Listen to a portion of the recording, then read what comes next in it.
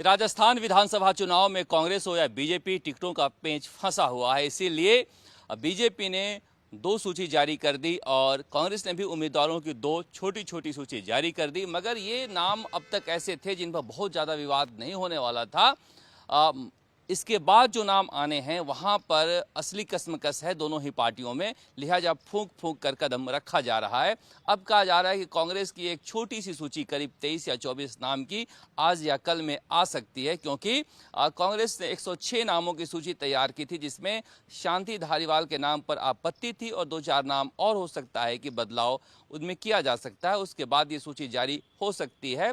कुल मिलाकर 100 के आसपास जो पहली सूची थी उसे ही खंड खंड में कांग्रेस जारी कर रही है। अब कहा जा रहा है कि 26 अक्टूबर को स्क्रीनिंग कमेटी की बैठक होगी और उसमें नाम तय किए जाएंगे और उसके बाद 29 अक्टूबर को सीईसी केंद्रीय चुनाव समिति की बैठक होगी कांग्रेस की, जिसमें तीसरे कह लीजिए या फिर चौथे लिस्ट की घोषणा होगी और उसमें इस बार बदलाव होगा, क्योंकि गौरव गोगोई को कहा गया है कि एक एक नाम नहीं भेजिए, आप कम से कम 2 या 3 नाम भेजिए जिस पर सीईसी चर्चा कर सके। अब सबकी नज़र इस बात पर लगी हुई है कि क्या पहली सूची में शांति धारीवाल का नाम था, अगर उनका नाम अटकता है तो क्या दूसरी सूची में उनके नाम पर फिर से विचार किया जाएगा या फिर किसी दूसरे उम्मीदवार के नाम पर विचार किया जाएगा। इसी तरह से जल संसाधन मंत्री महेश जोशी का नाम दूसरे सूची में जो विचार किया जाना है उसमें आएगा या नहीं आएगा।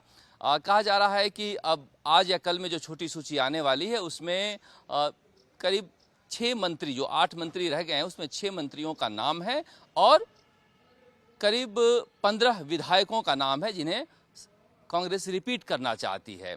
इस बीच सचिन पायलट भी कल पहुंच रहे हैं जयपुर, क्योंकि झुंझुनू में प्रियंका गांधी एक बार आ रही हैं शीशराम ओला के मूर्ति के अनावरण के लिए, जहां पर मुख्यमंत्री अशोक गहलोत और सचिन पायलट एक बार फिर से साथ होंगे। और इस बीच आज दतिया से पूजा पाठ करने के बाद वसुंधरा राजे भी पहुंच रही हैं। दूसरी सूची में वसुंधरा राजे के समर्थकों के नाम का भरमार था, इसलिए अपेक्षाएं बढ़ गई है उनके समर्थकों के बीच की हो सकता है कि तीसरी सूची में भी वसुंधरा राजे की पूछ होगी, क्योंकि वसुंधरा राजे इससे ज़्यादा सक्रिय होंगी, ऐसा पार्टी के नेताओं का मानना है। लेकिन मुख्य तौर पर देखा जा रहा है कि उनके खास सिपहसालार जो हैं राजपाल सिंह, उनका नाम कट गया था झोटवाड़ा विधानसभा से। क्या सिविल लाइन्स विधानसभा सीट से उनका नाम आता है या फिर यूनुस खान का डिडवाना से या आदर्श नगर से अशोक परनामी का नाम आता है, क्योंकि ये 3-4 महत्वपूर्ण सिपहसालार हैं। इनका अगर टिकट कटता है तो कहा जा सकता है कि वसुंधरा राजे की बहुत ज़्यादा नहीं चली है, क्योंकि इस लिस्ट में वसुंधरा समर्थकों का जिनका नाम है वो सारे पार्टी के समर्पित पुराने नेता रहे हैं।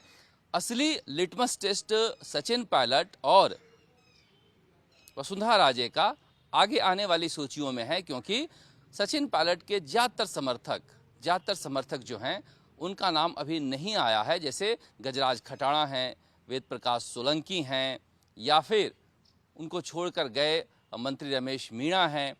इन लोगों के नाम जब तक आते नहीं हैं तब तक कहा नहीं जा सकता है कि किसकी ज़्यादा चली है। वो पिछली बार के हारे हुए प्रत्याशी खंडेरा से सुभाष मील के लिए भी टिकट मांग रहे हैं, इसी तरह से मनीष यादव के लिए भी मांग रहे हैं शाहपुरा से, और फुलेरा से विद्याधर चौधरी के लिए भी मांग रहे हैं।